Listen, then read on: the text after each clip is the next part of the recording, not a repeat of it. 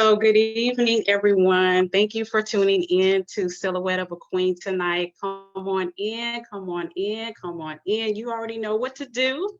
I want you to go ahead and share the live. I want you to start a watch party. Again, share it with your girlfriend, your aunt, your sister, your mother, your cousin. Grab them and just put them right in front of the phone, put them in front of the laptop, the tablet, because we have something that we want to share with you tonight. So I'm just going to give you a few moments to come on in, and you can drop in the comments. Let me know where you're watching from tonight. I'm going to be looking here back and forth between here and another device because I just want to see where everyone is coming in from tonight. So we thank you so much. I thank you for these ladies that's on tonight. We have a wonderful treat. We have a wonderful topic that we're going to be discussing with you tonight. As some of you are aware, you've been seeing some of the Facebook ads, you've been seeing the posts. We're talking about sacred space, sexuality, and celibacy. And we're going to talk about what that looks like in 2020 for the modern woman. Okay, so again, thank you for coming in tonight. All right, for those of you who are not familiar with me, my name is Tiffany Devon, and I am a wardrobe stylist that styles influencers and fearless fashions. I created the Silhouette of a Queen platform for women who were feeling like they were struggling to be seen, felt, or heard. So when you think of a silhouette, I want you to think of the contour of a woman. It's an image. So it's an image of a woman who is yet to be seen. And yet to be felt and yet to be heard, like I was talking about. So she is a powerful and resilient woman who is ready to reclaim her throne. So as you guys continue to move forward with me and watching the Silhouette of a Queen platform, I'm going to be constantly rolling out content that addresses the things that women talk about, the things that we struggle about, things that can help you get through and push through the hurdles of life, because that's what we're here for, young and old and in between. We all need each other. And so with this topic, we understand that it is taboo a bit, especially when it comes to women of faith. And it's like, how do we really navigate this space that God has created us to be, to own who we are as women? But when we turn to our faith community, sometimes they don't even know how to navigate that. So tonight is going to be our path down to helping you uncover some things. We're going to get very deep tonight. We're going to get very intimate, but I promise you, by the time this is all over, you're going to be so relieved that you tuned in tonight, okay? So what I believe that God is really doing in this season, especially in 2020, is that He is looking to crown women. I don't know if you guys or really know the prophetic meaning and implication of the number 20, but it means crowning accomplishment. I want you to catch that, okay? Crowning accomplishment. With that crown, God is calling all of His daughters, all of His women from all around the world to a greater responsibility of maturity. That means that we gotta stop being petty. I know we like to be petty. You know, our generation, you know, we sometimes wear petty as a badge of honor. But to be the queen that God has called us to be, sometimes we got to lay aside the petty. Now, I understand petty, you know, because, you know, I keep a petty pellet loaded as well, you know. And He's working on me. But you know, I'm petty with my friends. But what I'm talking about with petty, I'm talking about in the area of, you did that to me, I'm going to get you back. That's what God is calling us to lead and become more mature as women. He's also looking to crown us in our gifts.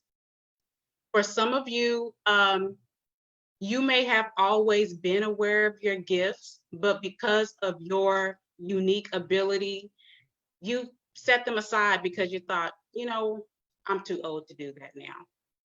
But if God has been really talking to you in this season, like I know He has, because He's been doing it to me, is that he's telling you, sis, queen, I need you to turn around and go get that thing that you have placed on the shelf. It's time for you to dust it off and reclaim your throne. It's time to get it back. And so, even in us crowning as women, I want you to bring your entire self to your experience, because that's what the world needs. Don't rob us of your unique ability to be able to express yourself. Bring your creativity. Show it in your hair, show it in your speech, show it in your attire. You know, be you, be authentically you. And so, even in your calling, in your occupation, whether you're a stay-at-home mom to CEO or in between, it is now time for you to take your rightful place to the throne. And so, in order to do that, we got to let go of some things that is weighing us down. So for tonight, I want to introduce the ladies that is on the panel tonight. I'll start with the lovely Miss Imani Naila. She created the blog Passion Glitter Purpose as a way to share her gift of writing and her love for God. The blog focuses on careers, relationships, finances, health, entertainment, church, and everything in between. She also writes devotionals, Bible study guides, teaches at her local church, and recently launched her Christian t-shirt brand, Salty Clothing Company. And she's repping it today. Hello, come on with the shirt. Our next panelist is the lovely Miss Brittany Jones. She is the creator of She Abundantly, a blog that empowers young women to know their self-worth and the power of sexual integrity. Birthed from her struggles with different sexual addictions throughout her life and a desire for true fulfillment, she made a conscious decision to allow God into her heart, which has empowered her to open up her sexual journey to other women and for them to do the same. She combines her writing, style, fashion sense, and personality through YouTube videos to make culture and God's intent for identity and sexuality one and the same. So if you guys could just go ahead and just hit them up in the comments and bring them on in, welcome them in into the Silhouette of a Queen platform. Thank you ladies so much for coming in tonight and joining me here. Let me see, one moment.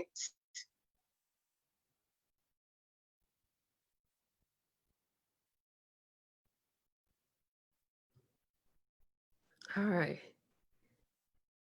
Can you hear? Yes, we can. Hey, how y'all doing? Hey.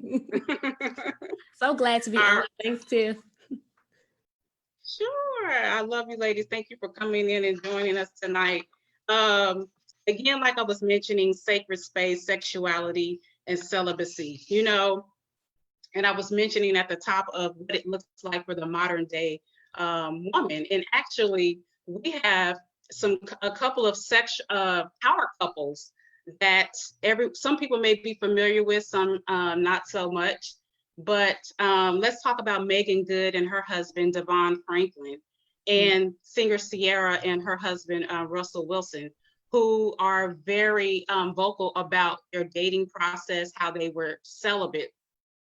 And so these are young ladies that in culture are deemed as sexy women. People wouldn't expect them to withhold their sexuality because of the line of business that they're in. But one of the things that people are so fascinated with is the men that they are married to and how this man loves and cherishes them. And I've even watched blogs where they say, girl, Sierra, what prayer did you pray? Because we need to pray that prayer. Okay. But the thing is, she was in previous relationships. She has a child by a rapper. And so just like many of us, she did it one way and decided, you know what? I want to try something different. And because she was ready to move differently as a queen, because, you know, as queens, we make queen moves. And when we want to make queen moves, we move differently. So she decided she wanted to move differently. And when she moved differently, she I don't want to say lucked up, but God sent her a man that cherished her. So we're going to talk about some things, what you would have to do in order to get this. And some of you are watching, you are actually married. And this conversation is also for you. And I'm going to tie it in a little bit later as to why the sexuality and celibacy piece, how it ties into you, even as a married woman. Because typically when we hear the word celibacy, we like to link it to, oh, that's for the single woman. I'm not single, but I'm going to tie it in. Promise me. I'm going to tie it in.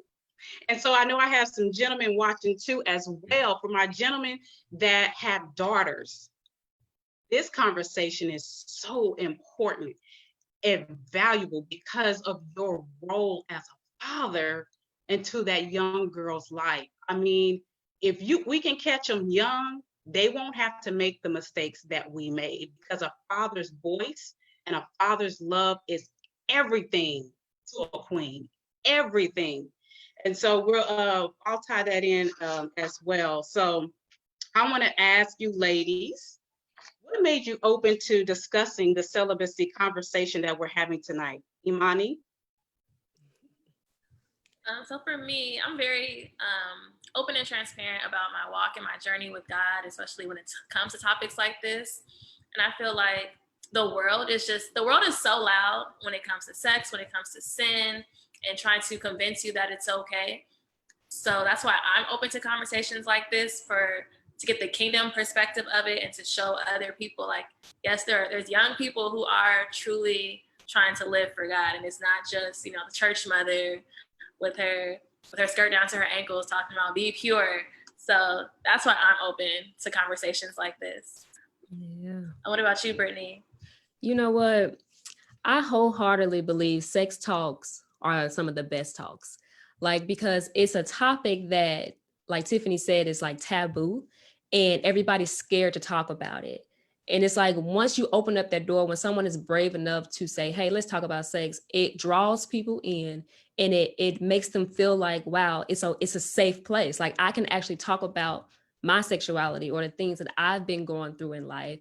And so, like, one of the biggest reasons why I love talking about sex and why I was like, yeah, Tiff, let's do this, is because I grew up with no sense of direction when it comes to sexuality. And I suffered big time. When I tell you I chose my own way and my own way didn't work, and the consequences, the year-long consequences, like, if I could go do it over again, like I would not have done it how I did it.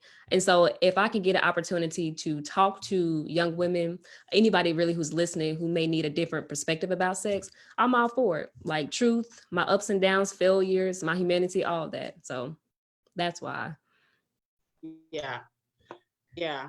Well, I thank you and appreciate you ladies for your willingness to come on and share tonight, because I really do believe that this is going to be a conversation that is going to be enlightening for a lot of women.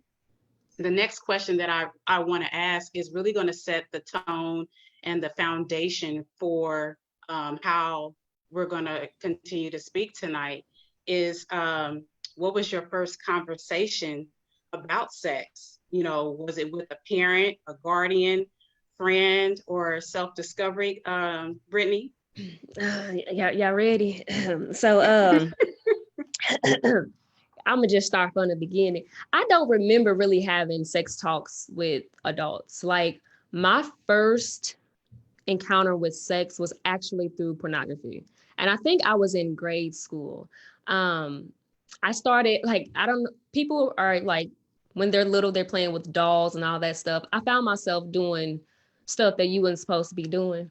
And I really don't know why, because I don't really remember being exposed to sex at like that young of an age, like kindergarten or something like that. But my first discovery was through pornography, and it literally shaped my entire view of sex, from how I saw myself to, how I'm supposed to be treated by a man, and what my purpose is on this earth. Like, it was so perverted. And it's like, from that moment on in grade school, I just took it upon myself to use sex however I wanted to use it, with like no sense of direction. Like, to this day, of course, I have sex talks now, but it's like there weren't too many candid conversations about sex with me growing up. at all.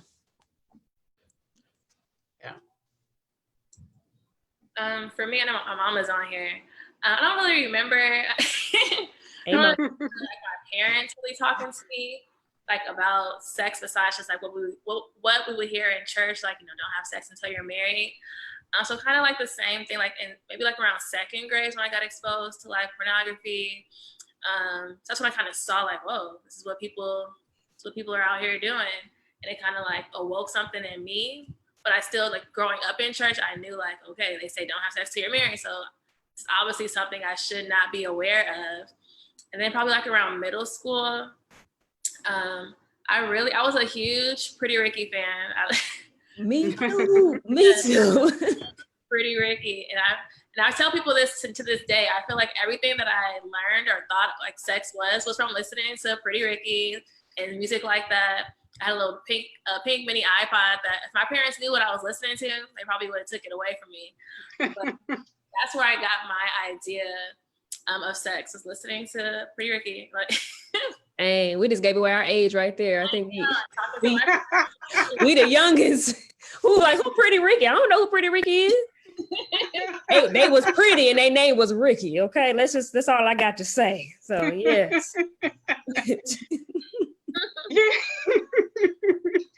So you know what? For me, my sex talk conversation started. I think my mother was very, very open with me, and I understand that the relationship that I had with my mother was probably unlike a lot of women. So I really was fortunate and blessed to be able to have the conversation that I did have with her. I remember, I think of like about 8 or 9 when they were starting to teach sex ed in school. And so they sent us home with these pamphlets and, and everything with the anatomy of your body, the anatomy of a boy's body, and this conversation of sex. And as an 8 or 9-year-old, I was like, what is this? And so I remember taking this pamphlet home to my mother and her actually explaining everything to me. So that was about 8 or 9 years old. She always made me feel comfortable to talk to her about sex. I want to say by the age of 12, she then started talking to me about birth control. Well, at that point, I'm like, why are you talking to me about birth control? Like, I'm not doing anything. Now, granted, I had crushes on boys. I like boys, but I was not curious in that way. And so at the age of 14, when I had my first boyfriend, she revisited that conversation with me again. This time explaining to me, okay, you're a young girl, you're in this relationship now. I understand that your body and your hormones are going to start talking, and and it's okay, but I also need you to know that if you're going to be doing this, let me know. And I was like, okay, well, I'm not doing, okay.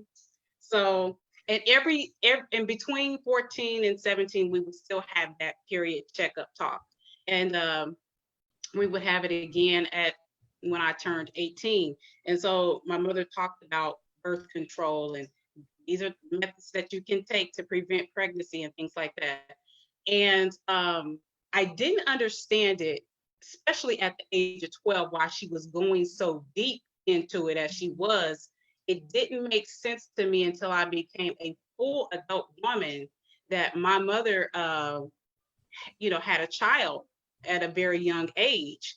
And so for her, it was like, okay, I don't want my daughter to make the same mistake I made, so let me talk to her.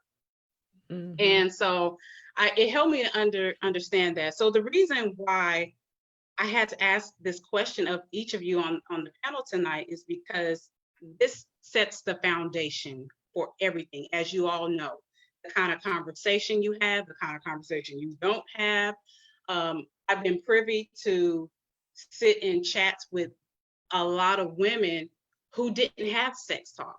Mm-hmm. They were sexually abused.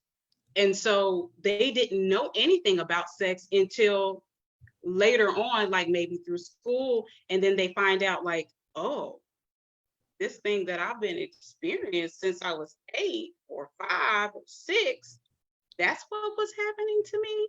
So those kinds of experiences, whether positive or negative, affect your viewpoint of sexuality from a young woman until now. We tend to not think about it and see the connection and the relevance of it, but it is. And this is what I was talking to for the men that I am sharing with, that I'm talking to tonight that's on here. The reason why it's important for you to instill things in your young girl, because as she gets older, we're going to start sharing like why we went down the path we went, why it's important as a father, a male role model, a positive male role model in your life, why it's important to speak affirmations over a young girl, why it's important for you to spend quality time with her, why it's important for you to give her gifts just because, why it's important for you to touch her, not in a non-sexual way, but in a healthy way, why these things are important. Why are we talking about, love and quality time and physical touch? Because these are all love languages of God. But when they're done in the wrong way, they become perverted and they become twisted. And so then when you have a young girl that has been touched in an inappropriate way, then she's left to try to figure out, what is sex? What is it in relation to me? Oh, I must have to flaunt to get what I need because I see this thing is powerful. It can make moves for me. So let me. Mm-hmm. Because that's part of sexuality. That's part of expressing our sexuality. And part of expressing our sexuality looks different for different women. You have some that are more bolder than others, and they're doing all the. We can see it on social media. We can see it on TV. Some are more subtle. We could talk about the more subtle things as well. But this is why I wanted to start the conversation for tonight. So as we continue to build upon the conversation that you had about sex.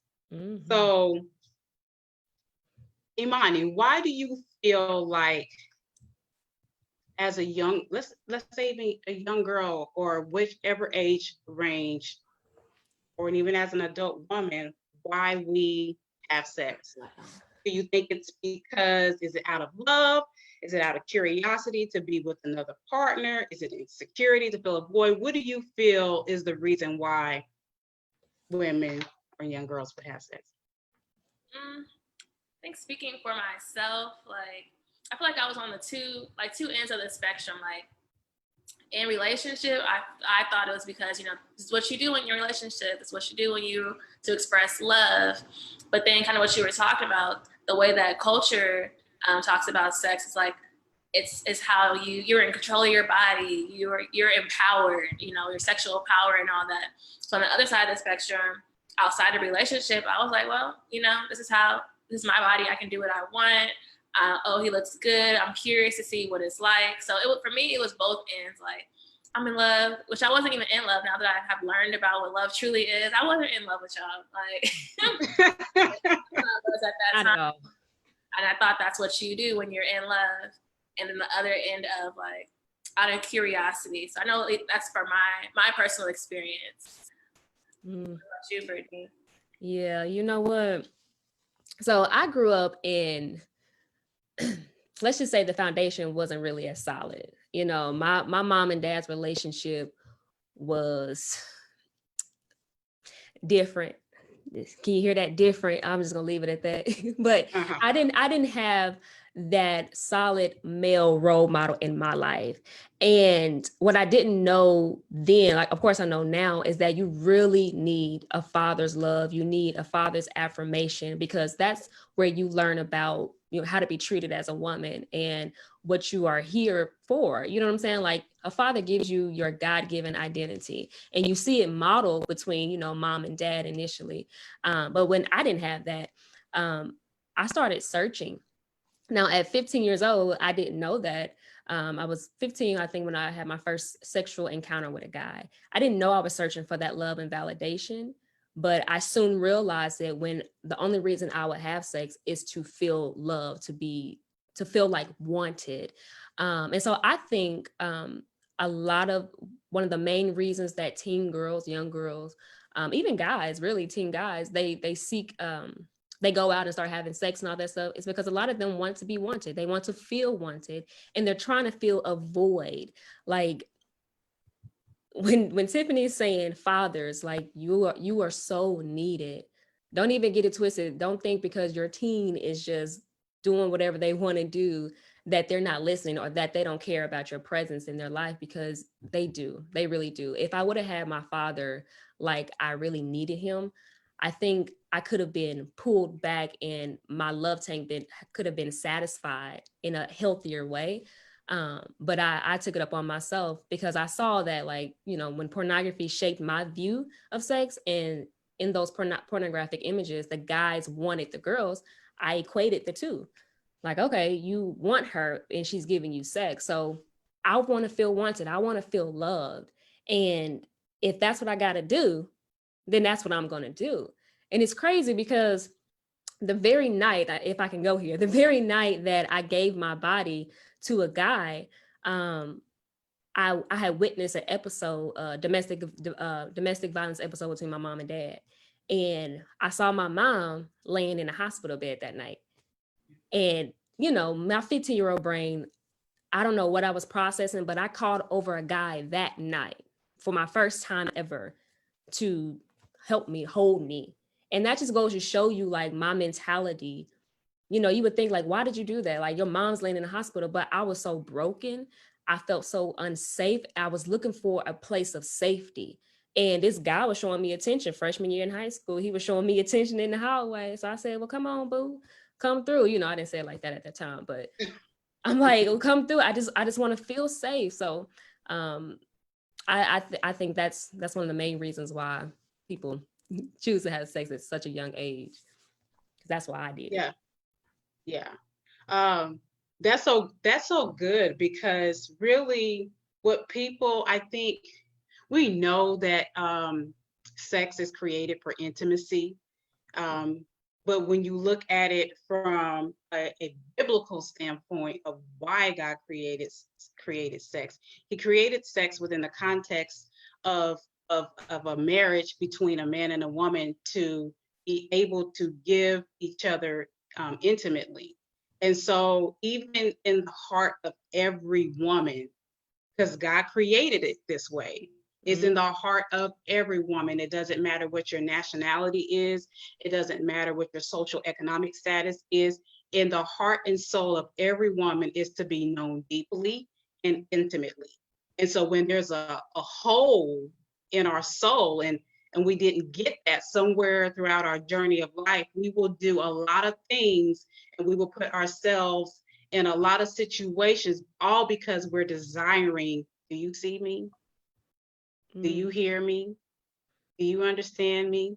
And so for you, even listening to your story, to say my 15-year-old brain, after seeing this altercation happen in my home, you wanted to feel safe. Sure did. And so that person came by, he made you feel safe. It didn't, I don't want to say it didn't matter what he looked like, but you know. He showed interest in me, and that was it. It really didn't matter, to be honest, because he was the one who was, it didn't matter. Let's just say that.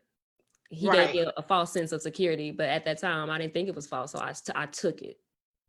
Like my life depended on it. I took it. Yep. You took it. Yeah. I did. And so for the viewers that are watching tonight, is you have to understand that, because if there's any type of soul wound in it, it doesn't matter if you're 15, 25, 35, 45, 55. Come on, 65. Girl. Keep counting. If there's a soul wound there somewhere that is not being occupied by God, meaning that you haven't given him access to really disrobe yourself, because a lot of us, we don't disrobe ourselves before God. We play them religious prayers, okay? but then we can go and disrobe ourselves in front of a man. And the reason why is because there's a hole somewhere in your heart space that's looking for that. You're looking for that attention. You're looking for that love. You're looking for that safety. You're looking for that affirmation. It's whatever it is. It can show up in so many different ways. And so I just really wanted to paint that picture, because if you don't get anything tonight and understand, again, foundation is everything. So we're going to help you to restore the foundation by what you can do to start uncovering. Because if you don't start uncovering it as a single woman, when you get married, you'll have to deal with it as a married woman. Mm-hmm. Mm-hmm. Because you're thinking about, oh, marriage it's about the physical sex. It starts in the spirit first. Everything starts in the spirit first. Everything starts in the spirit first. Not just with sex, but everything. God created everything to start and manifest in the spirit first, then it manifests in the natural. So we always have to go to the spirit for those things. So why do you think? What'd you say, Brittany? I say, you talking right, Tiff. That's all I got to say. I got to put in my 2 cents because you talking right, okay? I ain't even married, but I've been around enough married women to know I'm all right being single right now. I'm good where I'm at. I got some things to work on, and I'm okay. So, yeah. I wanted to add to what you all are talking about. As you're sitting here, I feel like the Holy Spirit is dealing with me as I'm on here. So I know we're being candid and being open. Yeah. My parents, they got divorced when I was in high school. So that was around the time where I kind of started to having like sexual experiences. I didn't lose my virginity until I was 17, it's like 12th grade. But like I said, they got divorced when I was in my freshman year, I believe. And then my dad got remarried and they moved like a little further away. So I stayed with my mom. So I guess like, as I'm sharing, I'm just thinking like, because I was always a daddy's girl, and my dad, he's amazing and everything. So I guess I'm thinking now to myself, like, I wonder if that impacted me more than I believe that it has. And I think that was one of the questions that you are going to ask is like, how is this time, at the time of celibacy and spending time with God, like how has it been transformative?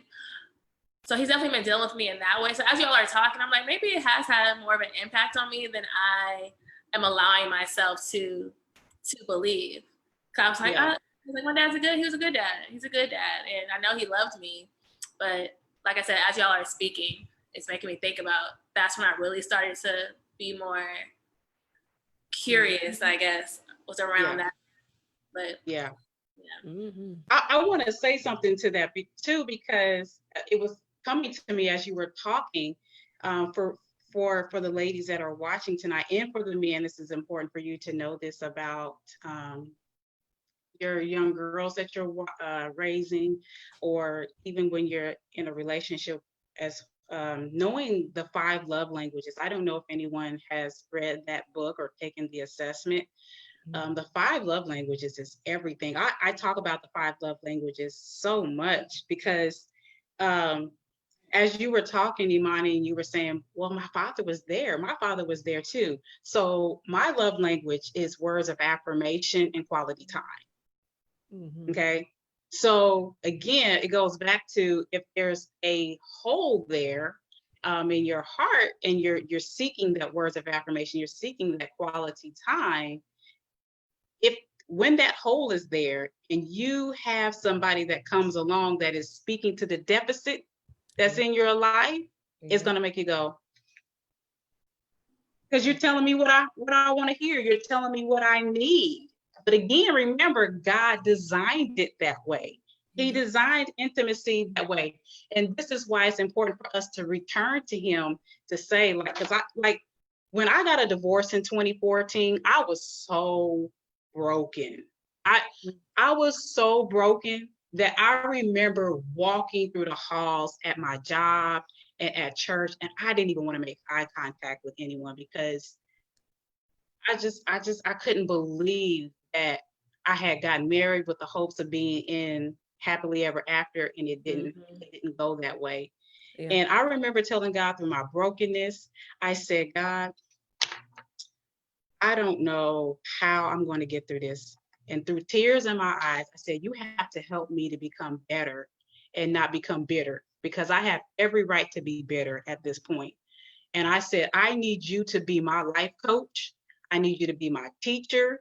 I need you to be say the things that I need to hear. And when I prayed that prayer, God literally started talking to me in the manner that spoke to my heart, because I can be super critical of myself.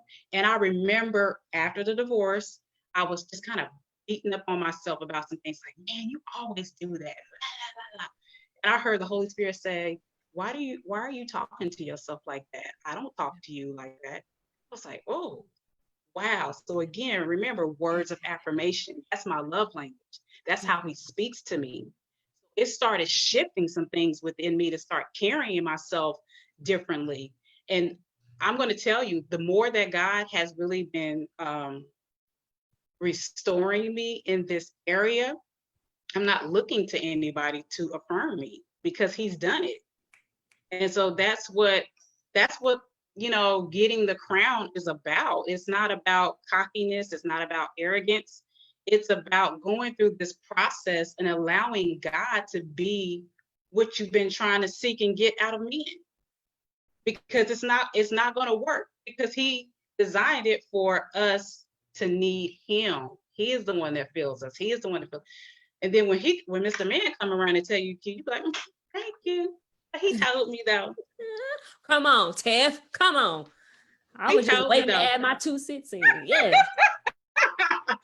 You speaking that truth. You see, I can do. Thank you.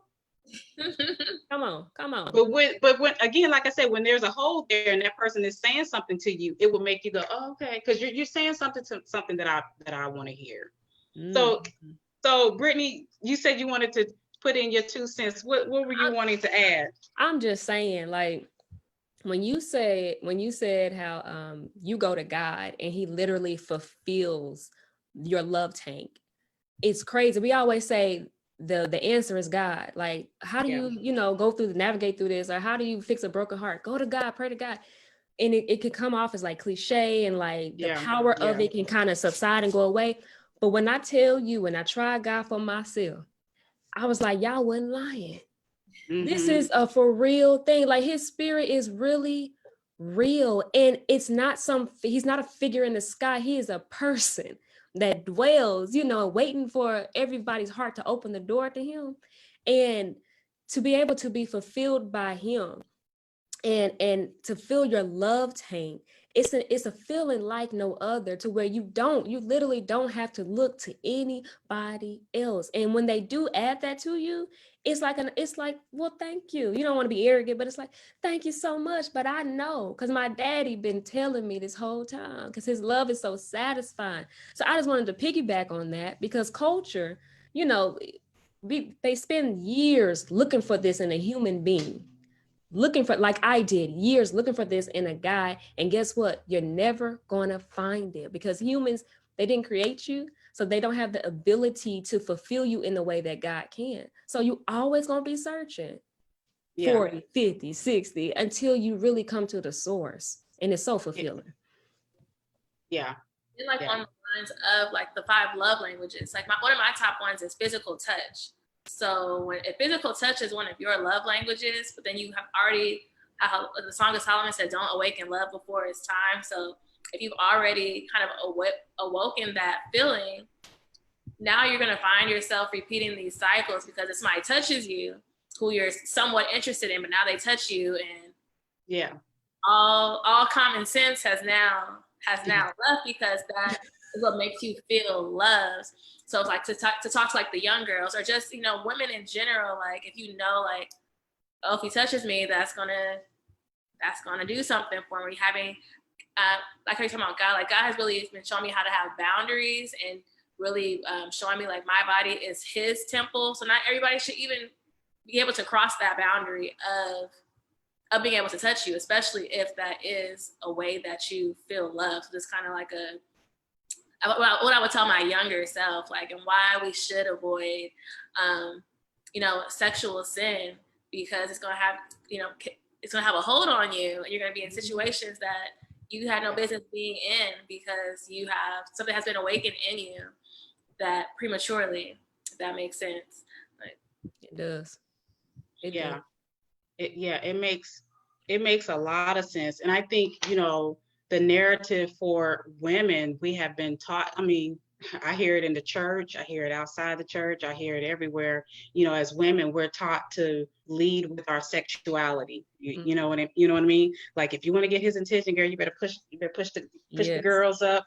You better put on some lipstick. You better do that thing that you do. The only thing about that is, when you're leading in that way and you're trying to get his attention, you're only speaking to the lust in him. So then why are we surprised when we did all of that to get him? And then when Sister Nene come over and her bounce is a little bit more than yours, and he's like this. Well.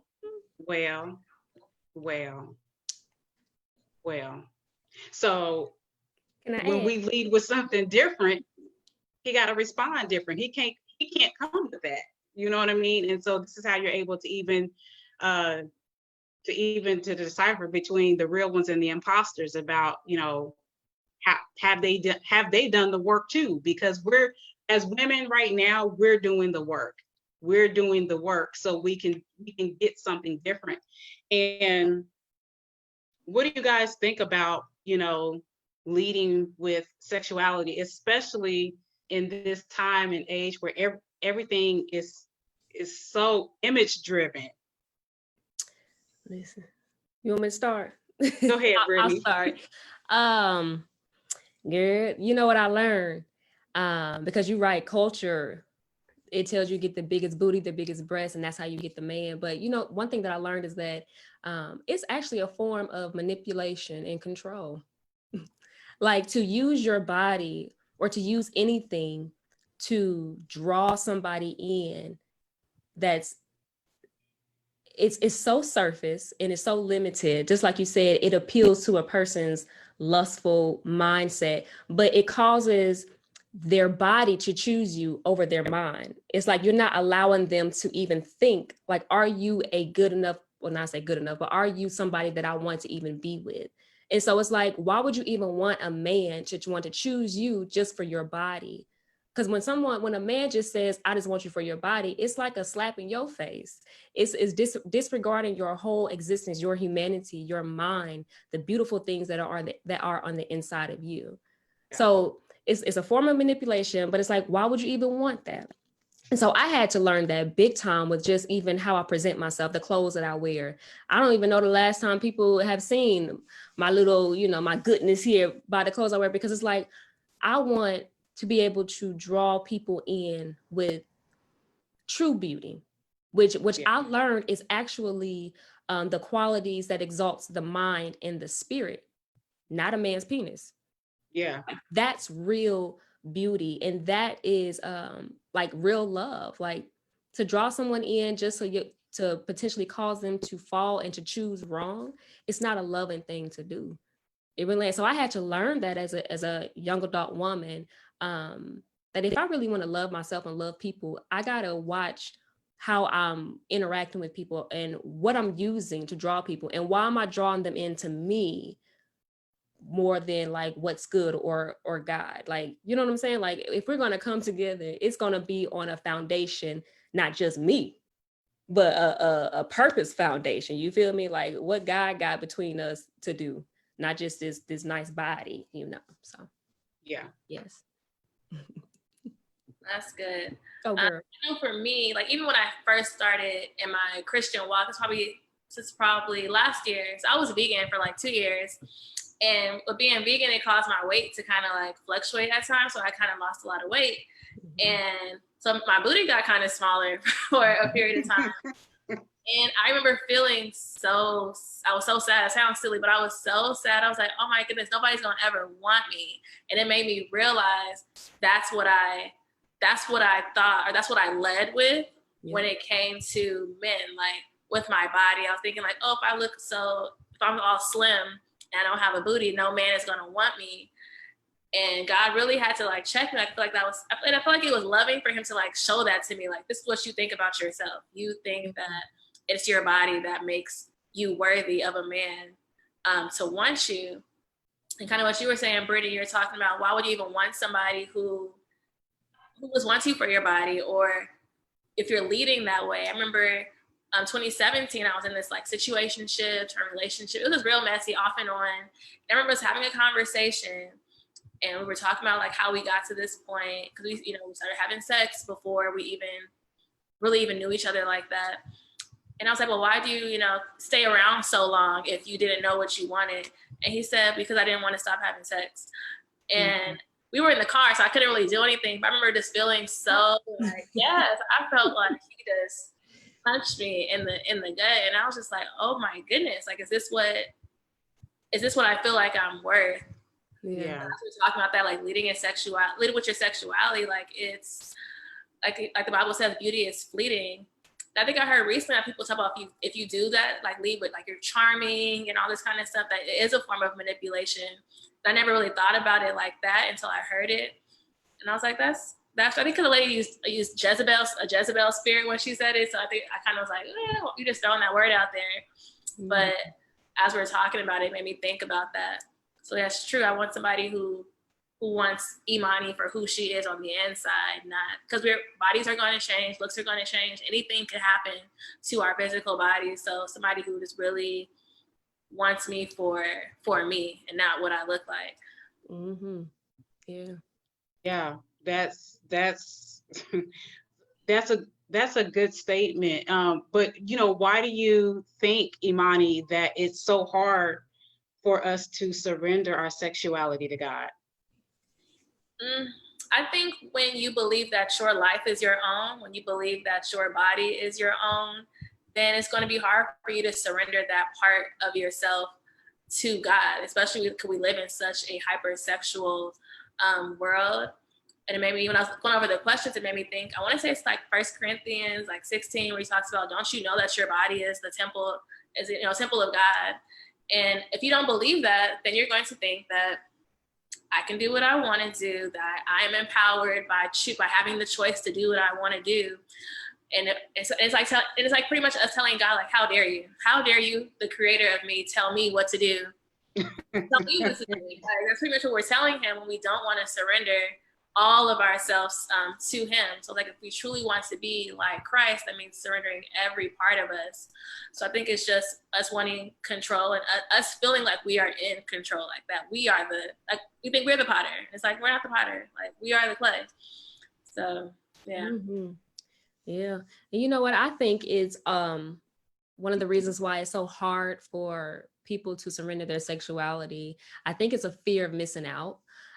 Because it's like when women equate that love factor with the man, and then they see that you have to use your body or have sex with a guy to get it. It's like God is saying, but wait a minute, I saved sex for marriage, and he's trying to tell you to use sex in a different way. It's like, no, I'm craving, like you were saying, Tiff, we have an innate desire, a hole in us that can only be fulfilled by God. But when you don't know that, and you see this guy, he's potentially, can fulfill it, so you think, and you're threatening that, it's like, no, I'm not giving up sex. I'm not surrendering this to you. So I think it comes from a, of course, lack of knowledge and understanding about sex and sexuality and why he even created it and how beautiful it is. But also, we don't trust him. We don't trust that he, like you were saying, Imani, that his word is good and that he literally has good gifts for us. Like, he created this world. We came in afterwards. We don't know it all. We didn't create it. The consequences have been created for us before it even happened. But when he created it, it was enough. It was good. And that just comes with trusting him, or, even giving God a chance, like, clearly. Because here's the thing. When people use their sexuality however they want to do it, we're suffering the consequences. I don't care what nobody says. I don't care who you are, how much money you got. Clearly, as we see in culture, you're suffering the consequences. And so how you're using it anyway, how you're using it is not working anyway. So why not try the one who actually created it and try him out, like literally put him to the test and said, all right, guy, you say this is how you're supposed to use sex, it's within marriage and all that stuff. Let me see what you're really about here and see the fulfillment that you would get from that. But I think one of those reasons is They don't trust him. They're fearful. We're fearful as a human race, and we don't trust him that he's good. I like that you said. It's a false sense of you're in control, because you're not. Because now you're a slave to your flesh. Like if you are just acting on every urge that you have, you're not really in control of your. You're just doing what you want to do, and that's what I came to realize. Like I was like, girl, you thought you were in control, but you weren't. Like you did risk. You could have easily been a statistic. Like things could have turned out totally different, but you thought you were, in control. You thought you were, YOLO. You only live once, dude. Be free. And it's like trusting God that He gives good gifts and that He knows best. Like He knows best. He really does, though. That's it. I mean, and like you said about it takes discipline. That's what people don't understand. People don't understand. Like they think, the whole celibacy lifestyle, it looks square. Like what? Yeah, but but it takes a lot of discipline to tell yourself, no, I am the master of this ship. God has given me to be the master of the ship, to have the authority over my body. I feel it, and but to tell yourself no, and especially if you're a woman that, you're seeking possibly to get married or whatever one day, celibacy being, especially for us as single women, it's just a season, it's just a moment. And so a lot of women don't use this time to occupy the moment, like maximize it. This is a time to go do the things that you've always wanted to do. If you want to go take a ceramic class, you can go take a ceramic class. If you want to go take ballet, well, my girls don't really want to do ballet. It don't matter. If that's what you want to do, go do it. Go explore. Go do different things that you wouldn't have done. You don't have to roll in a pack of people to go explore yourself. Like that is the time, and it's during that moment that, again, because God is everywhere, He's in you. That's the time where He can start speaking to you through your love language, and showing you different things. How do you ladies handle urges, Imani?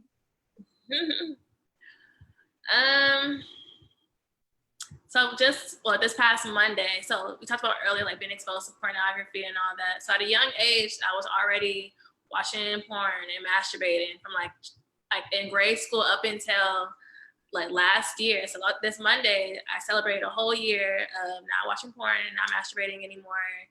So, God is. Congratulations. My goodness. Virtual high five. You don't celebrate yourself, I will. Come on. All the real struggle, and there was a lot of day ones. But once I made up I feel like I can talk about discipline, like having a made up mind to say like, okay, like I'm not going to continue to do this. So like practical things like, well, fasting for one, like fasting is both practical and spiritual. Like fasting helps you develop a strong no, like, no, you're not going to do this, telling your flesh no. Fasting, read a book, or read a book, get an accountability person who you can, like, once I confess, like, I'm struggling with this and I don't want to do this anymore, and having somebody to like turn to, like, girl, help me, like, tell me something funny. Praying to God, like you talk about prayer, like really praying to God and being like, Lord, like I'm horny, but I don't want to sin against you. Like help me go to sleep. And then really being mindful, like I said, talked about earlier, like Pretty Ricky. I had to delete every Pretty Ricky song off of my phone. Like, yes. If you know, like you can't listen to music or you can't watch certain things because you know it's going to have you feeling those urges, like having the discipline to tell yourself, no, like we're not going to listen to this. We're not going to watch this. I do have periods of times where I really don't feel anything too, like, and I feel like that comes from prayer. But then also being human. And like I said, just having a made up mind. I moved into my apartment last September and I told God, I was like, I don't want to bring this habit into this new space. So that's kind of what got me like, okay, like enough is enough. That was like the one thing I really wanted to hold on to. I was like, okay, I'm not having sex anymore. I'm not dating right now. Like, let me have something. And he was like, no. Mm-hmm. And I was listening to Pastor Torrey Roberts, and he was saying, like, if you can please you, you don't need a man. And I was just like, that's, I was like, that's a really good point. But yeah, really just praying, accountability, doing something else, like I said, read a book, and really just being mindful, like, what am I feeding my spirit? Yeah, what about you, Brittany? You got any tips? Listen, I do got some tips, but you know what? Shout out to all those women who are on this journey and you feel like it's impossible to do. Because I've been on this journey. I think I really made a decision about 22, which is about 8 years ago. And if I would have known the struggle that I was ahead of me, I don't know if I would have chose this journey. I'm glad I didn't know the struggle, and I'm glad I chose it. But my journey has been a little bit different. I'm one of those repeat offender type people, and there's a lot of women out here who struggle behind the scenes and are afraid to even talk about it, because we always talk about it from a place of, well, that's the past. You know what I'm saying? That's what I used to do. But every single day of my life, like, I know masturbation is something that I have to surrender to God daily. There's been times where, of course, like you said, you don't have desires and you can go long stretches. But I realized that because I'm human and because I'm a sinful person, that I'm always going to have to submit my body, whether it be sexuality or something else. I'm always going to have to submit my body to him. So I would beat myself up when I'm like, man, why am I still having these struggles with masturbation? And when I say masturbation, it comes in many forms. People just think of like the traditional using hands and all that stuff, but sexual fantasy, just really chasing that feeling, orgasmic feeling in the body. And you know what? The struggle came from all of that, the stuff that I fed myself from for years. Pornography and masturbation, did that for years since I was a child. And so it's like being on this journey, you're gonna battle the memories in the body of what that stuff did to you, the images and how it made you feel. When you do an act and your body experiences pleasure, it creates a strong bond to it. And so it's like, even after I stopped having sex, that masturbation, or that, like, well, I could just get a quick orgasm feeling, like, that stuff lingers. So what I do now is I have a couple of things that I do, but one of the things that I do is I try to stop it right at the thought, because once I let a thought or an old memory come into my mind, if I don't get it out within like 5 seconds, it's a battle from there, because it's like your sexual hormones get revved up, and it's hard to turn that off when you know what you can do to just get that easy feeling. And so I try to I limit. Let me tell you, I don't, when it comes to content, listen, I ain't new to this. I'm true to this. I know if I listen to sexual things, if I'm watching stuff because of the nature of pornography and how addicted I was to it, I can't play with it.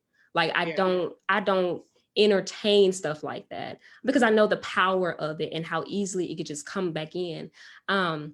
I also like to, because I live by myself too. I just moved into my own apartment last year. And when I'm feeling those things, sometimes I'll run out the house. Sometimes I'll like, okay, let me get up. Let me go over to my sister's house real quick, because I know the battle. Sometimes you feel like you're pushed up into a corner when you're living by yourself. And so I just wanted to share some of these things that women can take upon themselves to help them, even when they're by themselves, get you absolutely, like, this sexual journey is going to take you being vulnerable. As much as we're being vulnerable to you and whoever's watching, open up the door, because let me tell you, you ain't the only one struggling with submitting your body to God. Your girlfriend, like, we all, if you're born in this world, in this culture, we've all been affected by the wrong kind of sex, the perverted kind of sex in some kind of way.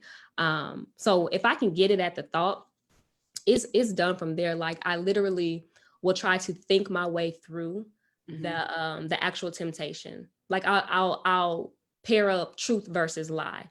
Okay, devil, you're saying if I do this action and get an orgasm, then it's going to be good and it's going to be pleasurable. But then God is saying, okay, true pleasure is actually more fulfilling within me. You're just chasing this 5 minute or 5 second feeling, but his pleasure is everlasting, and it doesn't come with the loaded shame and the consequences that comes with the devil. So it's like, I have to worship my way through, meaning think about the truth and think about why I'm doing this. You know, Yeah. a lot of people think that sexuality or celibacy is a walk just to get a husband. I put a man in marriage on a pedestal for so long, a guy like had to check me real heavy. Like, no, sexuality or sexual integrity is not for marriage. It's for my relationship with you, whether you're single or married. You know what I'm saying? So when I think about the benefits and what I'm reaching toward, it literally helps me to push that false, cheap sex to the side, because that's what it is. It's a lie and it's really cheap. Like Yeah. all you get is pleasure, but you don't get nothing of God. You don't get legacy. You don't get satisfaction, fulfillment. You don't get intimacy with him. Yeah. So, Yeah. yeah. Yeah. So I mean, yeah, you're so right, Brittany, that the intimacy part, you get the physical part, but the intimacy part. And so no matter how many times you do it, no matter how long you've been in this relationship, because it's not fulfilling the intimacy, which is what God designed for every woman to experience and to know of him, you're still going to get up feeling like there's something that I'm not getting. You may not have the language for it, or may have not known what it was before watching this tonight. It's starting to all make sense. And I had a similar situation to you, Imani, when I was in my 20s. I was dating and had this conversation, and I wanted to get married. He wasn't sure about marriage. And I remember the person that we were going to see to help us work out some things asked the question, what would your life be like without him? And I confidently gave my answer. Like, I feel like he's the best thing that happened because we did this. You know, I just laid it all out. And then when it came to her asking him, he went completely silent. And I'm thinking to myself, what? Like, I was so hurt. You know what I mean? Because you've given yourself to this person, you're in this relationship, and they don't even know what their life would be like without you. And so, you know, and then that relationship ended, and I was crushed, of course. But I rebuilt myself. But it's having to go down a road that you shouldn't even have to go down, because it's so painful. And the reason, why breaking up in relationships hurts so bad is because God created sex for you to come together like this. Everybody do this. Yes. Like this. Yes. And so y'all together a year, 2 years, 3, it doesn't matter how long. But because in the spirit, you have connected and joined yourself with this one person. So and you're meshing and you're becoming one. And so now the relationship's over and you're trying to break up, or you have broke up, and you got to tear this apart. And somebody's going to bleed, and it's going to hurt. And that's why we can't get out of bed. That's why we're crying. That's why we're posting stuff on social media about, I just want can somebody just when I find the real thing? God is like, I am the real thing. I know, right? Doing one of these, Real like, thing. he ain't this, he this, he that. Yeah. The real thing. I've been here all along. I've been trying to get your attention. You keep pushing me to the side. And God is such a lover. He just will sit and wait on you until when you finish hitting that brick wall with no helmet, I'm going to be the one that's going to be there to pick you up. Yes. I'm going to be the one that's going to mend you. And even if you ignore me and you go do it again, you're going to get into another relationship and you're going to do the same thing. God is still like, man, I keep trying to show her that my love is enough. When is she going to see it? When is she going to see it? But God, he stays patiently back in the wings again, because his word says he'll never leave or forsake us. So guess what? You got out of that relationship and now you're crying again. And God's like, all right, because of who he is and who his nature is, because his nature is love, he's going to be there to put you back together again. So hopefully you get the lesson and you don't want to do that no more. Yeah. So you talking right, Tiff. Hold on. You talking right, Tiff. You talking right. I just had to say it now. All right. So, I'm sorry. yes, go ahead, Imani. I was saying, when you're talking about him being so patient, him waiting, and him wanting us and drawing us. Because I feel like that's what happened with me. So like December 2017, I was like, Lord, this man don't love me, and I felt God was like drawing me to him. I was like, no, I want to see it. I'm praying that this relationship works out, and God's like, I'm not even in this relationship. You over here trying to pray for me to bless it. Like, I started going back to church again, and he came to church with me one time. So I'm like, oh, okay, we're on the right path. And then like I wanted to go to church again, and he's like, no, I don't want to go. He just, I'll wake up at his house Sunday morning, go to church, and he would just be sitting there. And I remember one time I was walking out to my car, and God was like, is this what you want for your children? And it just made me like stop. I was like, is this what I want for my children, for them to see their mom going to church and their dad sitting at the house playing video games? Because at some point, I'm not gonna be able to make them go to church. They're gonna be like, Dad doesn't go to church. How are you gonna make us go to church? But I remember God was like, you need to come out this relationship. So I was like, okay, Lord. I finally just gave in and broke up with him. But I remember feeling so guilty. Like the enemy was trying to like make me feel guilty for only wanting to build a relationship with God because I was now single. And it was making me feel so bad, like make me not want to come to God. But kind of what you were saying, Tiffany, like God was like, this is where I want you. I want it to just be me and you. And, he just poured out so much love on me. And it was hard, of course, like, because we were connected and we worked together. That's the worst part about it. Man. Oh, no. Throw the whole job away. Yeah. Not throw the whole job away. My first school year not working at the same place as him. So it's been like 2 years. So like, he's still a good guy. Like, we're still cool or whatever. But having to see him every day after that, and then like he got in a relationship and I'm still single, I'm like, Lord, I should be married by now. Like, it looks like something's wrong with me. But yeah, just God wanting us, like, not feeling guilty, not feeling like, oh, you only want God because you're single now. Like, no, like, God, this is where he wants you. He wants to build this relationship between the two of you. So that was my little spiel. That's good. Yeah, that's really good. That's really good. I'm going to save this before we turn it over to Q&A.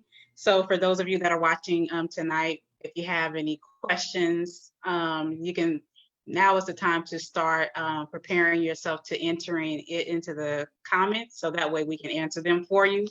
But I really feel led to share this part of it tonight. Is wrapping this up, this is more specifically for married women, because I think a lot of times married women get into marriages with the idea of thinking that your husband is going to be the person that fulfills everything for you. And then that can become such a disappointment. Like once you get into the marriage and you're seeing like, he's not my everything. Well, no, God didn't design him to be your everything. God designed marriage to be a covenant and a partnership. God still has to be your everything. And so when you make your marriage and your interaction in your life centered around him being your everything, there's still a hole in your soul that only God still wants to fulfill. So I don't know who that's for, but as they were talking, that's just what came to me, and I had to write it down to say it. So ladies, I have enjoyed this chat tonight with Sacred Space, Sexuality, and Celibacy, because sexuality is such a sacred thing. It's a beautiful thing. I want women to feel empowered in their sexuality. God gave each and every woman that unique ability to do that thing that we do. This is why we have to be careful and cognizant of the beauty that we possess. Yeah. Not only just our outward beauty, but our inner beauty, because God combined the two that is literally so mesmerizing that it will have some men, not all men, it will have some men being willing to do any and everything to gain your hand, even if they're not the right man. And so if you don't take the time to go through this process in this time of restoring your foundation, even being in a marriage, you will still be unhappy, because God never designed him to be your all and everything. God gets all of you. And when you really start to put him and seek him in that space, your life is going to change in so much unimaginable ways. You're going to have this level of freedom. You're going to have this level of empowerment. Like, just go down the journey and the path. I really hope that this was very very good for you ladies tonight. I'm just looking here in the comments section just to see, was there anyone that had any questions for us tonight? Darlene says, thank you for this conversation. Yay, Darlene. So thank you, Darlene, for watching. Thank you for watching. Yeah, Laval says, she said, as women, we must make a decision that the relationship is not holy. Don't wait on the man. It doesn't make him a bad person, just not right for you. You got one life to live. You got one life to live and one life to give. And let me tell you this, I ain't about to wait or waste on nobody. I've learned that. It took a long time to get there, but I've learned that. Yeah. So let me see, I'm still looking.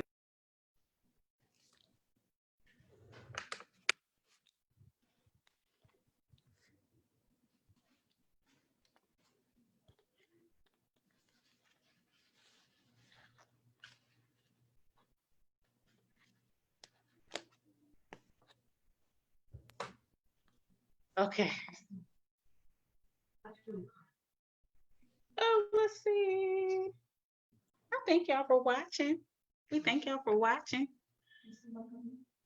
Let me see. I'm supposed to see a comment here. I don't think it's popped up yet.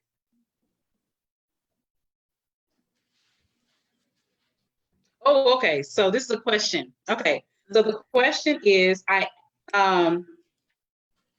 how does the influence of culture and media, and how do we get young women to see the influence of culture and media over sexuality? Imani? Can you repeat the question? Okay, so how do we get young women to see the influence of culture and media?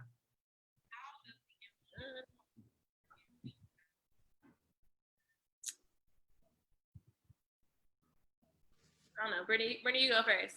Okay. I'm thinking too. You know what?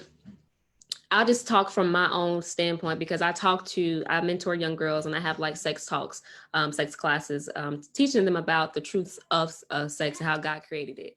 And I think the greatest way to do that is literally through intimacy and personal connection. Like not being led by fear because culture seems so big and the images on the screen are big and they got millions and millions of views. But any kind of change is going to come through intimacy. So being content with the young girls around you, your daughters, granddaughters, let me not just say daughters, but, just teens, children, or, young adult women around you in your life, having conversations, like living out your life and having those intimate conversations and not being afraid, because reality is a lot of these teenagers and young people who are really engaging with culture, they're suffering from the consequences internally, but because everybody else is doing it, they just keep doing it. And so they're looking and searching for somebody to pull them out and say, hey, you know what? I know something a little bit different. Even if they are like, I don't want to hear it. My friend is doing this and such, their soul is eating that up. Because teenagers, they're always looking, or young adults, they're always looking, how do I be the older woman? Because I'm going to be that one day. If I'm 25, what does it look like being 30? What does it look like being 35? And they're searching. Their suicide rate tells us right now that they're searching for connection in something different. So I would just say being intimate and not being afraid to open up conversations. If you want to get you a little girls group, 3 girls can change a generation because it's if their minds has changed, their children's minds are going to be changed and their children's minds are going to be changed. So I don't take the whole picture, but focus on your area in the world. And that's how you impact and change and create a brand new culture, a Jesus culture, really, for somebody's life. So I That's definitely good. agree. I think when we like you said, is focus on your sphere of influence, and us as women and as men, as believers to live in the light and to live by example. Because I remember even before I really surrendered my life to Christ, like I would see, different women. And I just knew that I'm like, there's something about this woman. Like, I don't know what it is, but there's something about her that draws me to her. Even if I feel like I'm not truly ready to live my life that way, but there's something about her that is enticing to me. So I feel like if as believers, we truly just walk, like live a life worthy of the calling, like Paul says, like truly live that out, then people are drawn to the light. Yeah. And trust that the Holy Spirit will do what the Holy Spirit does. Like he is God who draws people's hearts to him.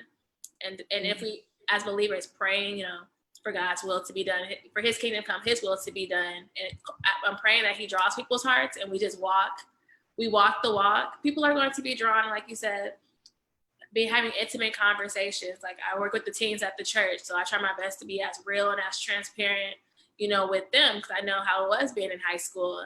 I can't imagine being in high school now with how the way social media and culture is now. Like it was already bad back then. So to us doing our part is like really warning in the spirit for this generation, like really praying for them.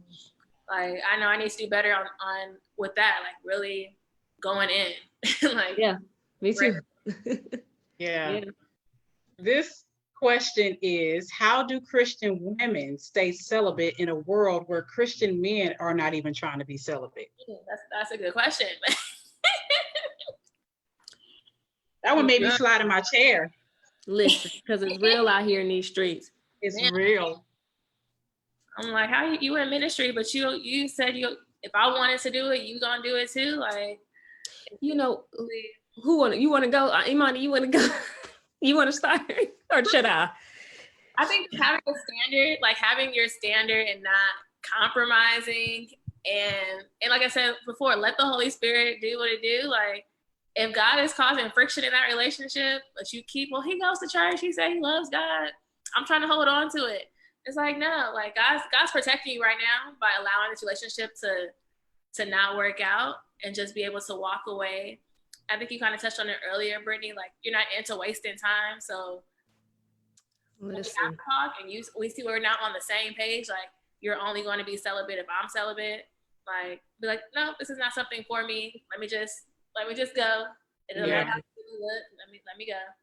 But have a standard and stick to it. Yes. And I would say make your election sure. Make your choice very sure and very clear of like when it comes to sexuality. And that's why I said I had to take down that idol of being with a man or being married, because marriage is beautiful, it's bountiful, it's God, it's good. But what he's shown me is that he's not calling us to marriage. He's calling us to himself.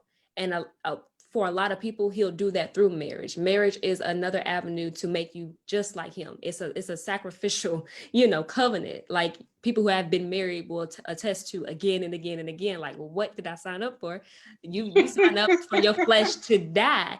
You know what I'm saying? And so it's like, for real, when I say make your election sure, like if you're gonna do this because you want better for yourself, you want to experience the promises of God, and because you love God, and because you acknowledge his word when he says, I'm coming back and I'm coming back soon.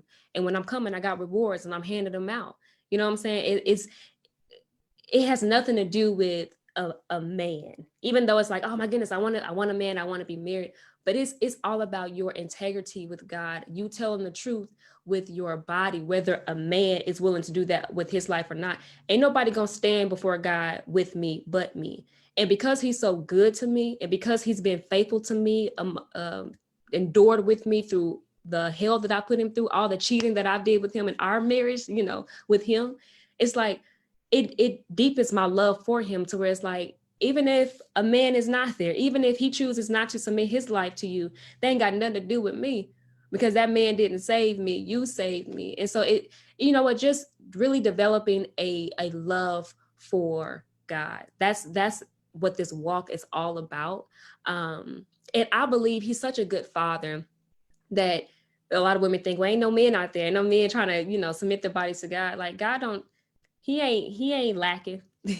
He'll raise up a man to, you know, tomorrow. Like he don't need your help in that way. And your fear, there's no room for it, because he's a good father and he'll provide for you. If marriage is what you need, he'll send a man who has the same conviction and same level, you know, if not more, as you. And so make your election sure. Choose a man or choose God, but if you can't choose both, you know.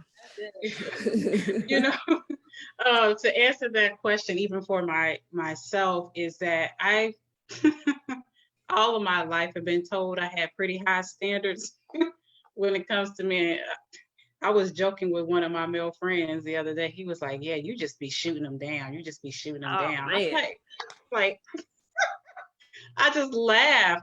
But the thing is that I'm just, because I have settled sometimes in the past or whatever, it still didn't quite get what I was looking for, again, based off of the hole that was left in my soul that only God could fill. And now that I am where I am right now in this journey, like, I'm not compromising.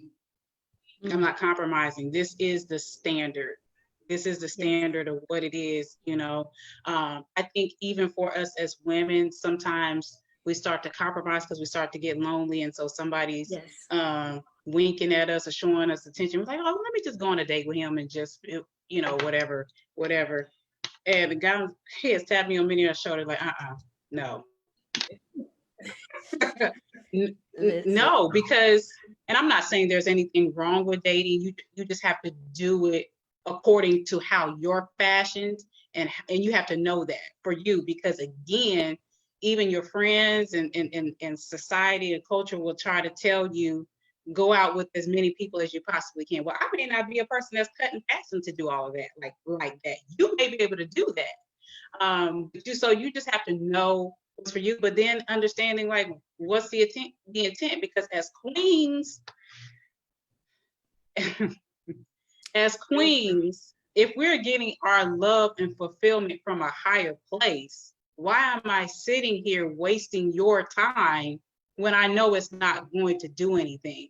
Why am I sitting here wasting your time for a Netflix and chill? Why am I sitting here wasting your time for a Hulu and fire sticking? Why am I wasting your time? A fire sticking. Fire sticking, girl. Fire sticking. Yeah, for real. There's gonna be a fire sticking. A fire right on fire. Right onto the Clint fire. No, I'm playing. I'm gonna stop. Okay. But anywho, sorry, that was funny to me. Fire sticking. But, you know, like, what is up? I'm just saying, like, what are we doing? Like, what are we doing? Like, I'm not here because I'm bored. Like, no. This has to be with a purpose. There has to be something behind it. I liked that we had a gentleman in the comments section. Trevor says, as a man, I really feel you ladies, because if you reverse it, some men are going through this also. So thank you. Good to see. Women out here so much for that honesty, Trevor. I actually know Trevor. And I feel like when it comes to dating, like, I don't know, maybe I'm naive, but I just feel like if I truly trust God in that area, that I wouldn't have to be out here just dating around. Like, I feel like if I'm like, maybe, I don't know if that's naive to think, like, if I'm just so in tune with the Holy Spirit and all that, I feel like he's gonna, when the time is right, that he's gonna bring that person and like, we would know. But I don't know, maybe it's just nah, it ain't just you. It ain't just you. It's a level of confidence that you've developed in that secret place with God, and it's something worth sharing. And because people need to know that the evidence of it, like, it can be real. You can develop a confidence in him to where you're sure of yourself. You're sure of what is packaged inside of you, and you don't need to, you know, Yeah. be all out, pick it. Who gonna be? Help me, please, Yeah. Yeah. Because he's the author and creator of it. Is he going to, if your desire is for marriage, you really feel like he's going to put you with someone that he's ordained for you to connect with for it to be slipping. I had a conversation with a male friend who said that in our culture, we use sex as qualification to see if they qualify. Oh man. And I hear so many women like, Listen. Say, I gotta know what this is gonna be like, and I gotta know. But it's like we're treating each other like products. When God created, products to be used, to put up for review, when God literally created us in his image, very intricate, very delicate, very complex, that if you make the wrong turn or push the wrong button, you're fragile, you're break. You know what I'm saying? So it's like he knows how intimate, how fragile we are. Like, trust him, put yourself in his hands and trust him. And when you use sex in that way as like a trial and error, you're not even going into the relationship for the person or even for a commitment, but it's what you can do for me. You know what I'm saying? So it creates a whole bunch of insecurity in the person who's trying to audition to be with you. Like, those are the stipulations to be with you. I don't want the job. Like that's a cheap job. Like I don't want that, because I won't be able to satisfy you like you're asking me, because you have unrealistic expectations, pornographic expectations that is fake anyway, that would never be able to be satisfied. So why would I even kill myself, trying to satisfy you in that way? So the mentality is wrong already. Yeah. Yeah, that's very, very true. So, all right, it looks like our comments have wrapped up here. We thank everyone so much for tonight, for tuning in, for sticking with us for an hour and a half. This has been such an eye-opener conversation tonight. I really have enjoyed having Imani and Brittany on. Can you tell the audience where they can stay connected with you on your social media platforms and what you do? Imani? Well, you can follow it's my personal page, so Imani Night Ela. So it's on the screen. Imani Night Ela is my personal Instagram. My blog Instagram is Passion Glitter Purpose, and I feel like I have a bunch of Instagrams, and then my business Instagram, all these different Instagrams. She business that. If you want to get a shirt, you can follow us at Salty Clothing Co. So that's SALTEE Clothing Co. On Instagram and all the other stuff, like all the things. Yeah. And also, I want to point out that Imani is wearing one of her T-shirts from Salty Clothing Company. It says, "Thank God, not the universe." A whole nother conversation. It's good. So please support her, because why would you worship the creation when you can worship the Creator? Exactly. Come on. All right. You can find me at She Abundantly Everything. I have a website, a blog, to where I blog like every other week. I talk about love, sex, relationships, and God. She Abundantly on Instagram, Twitter, Facebook, and then my infamous YouTube account, where I really talk a lot about stuff that we're talking about today. Many videos on there. Currently, you can find me. I know you said, what do we do? I host a Purity Promise group called, the Purity Promise, teaching teen girls about sex and all that stuff. And it's actually locally, but since we're in this quarantine thing, it may be virtually this upcoming semester. So if you follow at She Abundantly, you may see some stuff about that if you want to get your teen girls involved. So. Thank you. And yours truly, you can find me here on my actual Facebook, Tiffany Devon, and that's TIFFANIDEVONNE. Also on Instagram, I'm on Twitter, and I'm on YouTube as well. I have different videos on YouTube that you can follow as well. And so even this will actually be on YouTube. So thank you so much for listening to the conversation of sacred space, sexuality, and celibacy. It has been a real one with you guys tonight. Thank you so much. Again, you can always, for those of you watching the replay, thank you for watching the replay. Thank you for sharing. Thank you for liking. And I am looking forward to hearing the revelations and the ahas that you guys will continue to have long after this conversation has ended. But it has not ended here. It actually has just begun. Um, May God continue to guide you in your journey to reclaiming your throne, because as I said at the top of the video, the number 20 from a prophetic place stands for crowning accomplishment. And so God is crowning his daughters in this season. And I just want to let you know that he sees you, he feels you, and he understands you. And he sent me here to let you know as a messenger that he sees you, he feels you, and he understands you. And he is more than willing and able to fulfill all of the desires that's in your heart. Just open the door, continue to deepen your relationship with him. And again, thank you so much for watching. Y'all have a good night. Bye.